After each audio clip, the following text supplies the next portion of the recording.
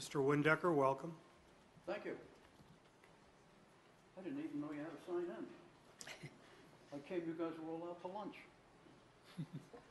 I read about it in the paper this morning. Mr. Windecker, About 11 would you o'clock. speak into the microphone, please? Oh, that's a good idea.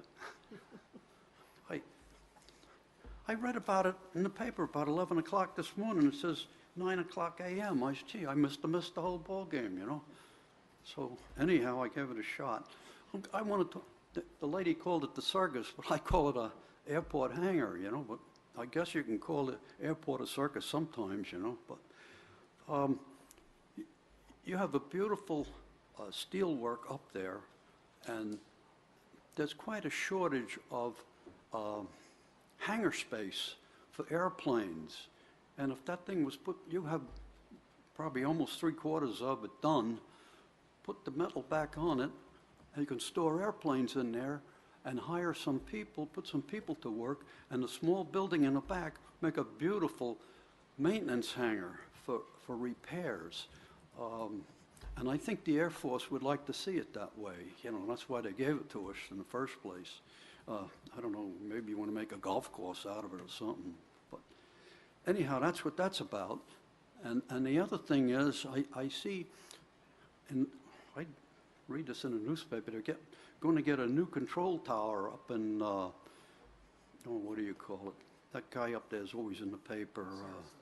But anyhow, if they took the old control tower down, or whatever it is, and brought it down here, we'd have a control tower, which wouldn't cost much money either.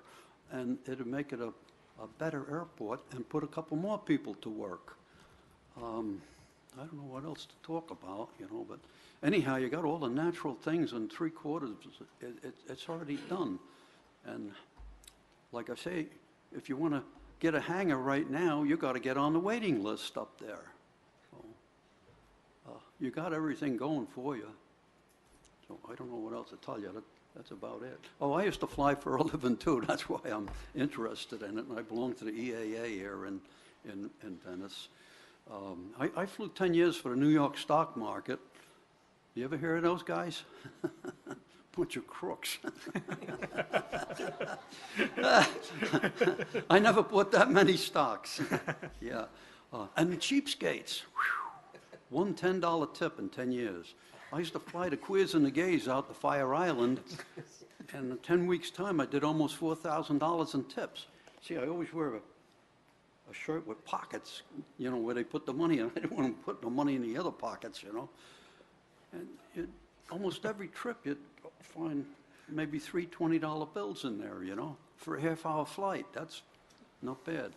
And the last flight, I loaded them in, and when they were getting off, I felt them putting money in. There was 5 guys. And when I taxied out, it was 5 $100 bills. When they used to charter a flight, or whatever you want to call it, they'd call the office and ask them what flight I'm on, and that's the one they wanted to be on, because I didn't scare them. I talked to them nice and everything, and the other pilots didn't like them because they were queer and gay and things like that. Mr. Windecker, I'm going to have to ask you to stop at this point. I'm going to have to ask you to stop at this point, and I apologize. Oh, yeah, I got the green light. You don't anymore, sir. Oh, okay. I apologize to the audience for the verbiage that was used from the station okay. down here. Thank you for your presentation. Okay. I have proof positive, you know. Tells 9 o'clock on there. Why didn't they put it in a day sooner? Microphone off, please. Why didn't they put it in a day?